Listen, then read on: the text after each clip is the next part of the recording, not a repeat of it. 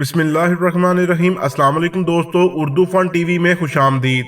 मुख्तरम दोस्तों, आज की वीडियो में हम बात करेंगे चौधरी अब्दुल रहमान बंदेशा के बहुत ही करीबी दोस्त बिलाल अहमद चीमा के बारे में। मुख्तरम दोस्तों, वीडियो में आगे बढ़ने से पहले मेरी गुजारिश है कि मेरे चैनल उर्दू फन टीवी को सब्सक्राइब कर दें और साथ दिए गए बेल आइकन को प्रेस कर दें ताकि नई आने वाली वीडियो आपको बर वक्त मिल सके। उर्दू फन टीवी के मोअज़्ज़ज़ दोस्तों, चौधरी अब्दुल रहमान बंदेशा और बिलाल अहमद चीमा की दोस्ती बिल्कुल भाइयों जैसी थी और चौधरी बिलाल अहमद चीमा ने भी अपनी दोस्ती के सारे हक अदा किए और आज भी लोग इन दोनों की दोस्ती की मिसालें देते हैं, क्योंकि चौधरी बिलाल अहमद चीमा ने चौधरी अब्दुल रहमान बंदेशा की वजह से बहुत सी तकालीफ बर्दाश्त की। हर जगह पर अपने दोस्त चौधरी अब्दुल रहमान बंदेशा का साथ दिया। 11 अक्टूबर 2019 को जब चौधरी अब्दुल रहमान बंदेशा पर कातलाना हमला हुआ तो उस वक्त भी चौधरी बिलाल अहमद चीमा चौधरी अब्दुल रहमान बंदेशा के साथ थे।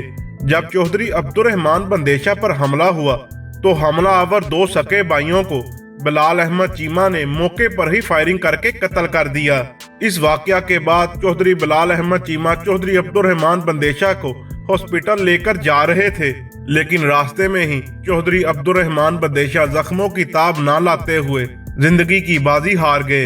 11 अक्टूबर 2019 के इस वाकया के ठीक 14 दिन बाद 25 अक्टूबर 2019 को बिलाल अहमद चीमा को भी कत्ल कर दिया गया।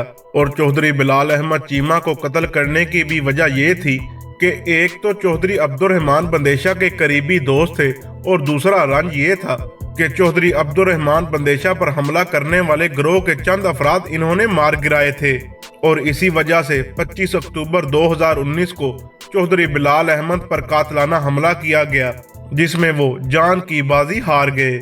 उर्दू फन टीवी के मोअज़्ज़ज़ ख़वातीन व हज़रात, अगर ये वीडियो अच्छी लगे तो लाइक एंड शेयर जरूर कीजिएगा और हमारे चैनल उर्दू फन टीवी को सब्सक्राइब कर दें और साथ दिए गए बेल आइकन को प्रेस कर दें ताकि नई आने वाली वीडियो आपको बर वक्त मिल सके।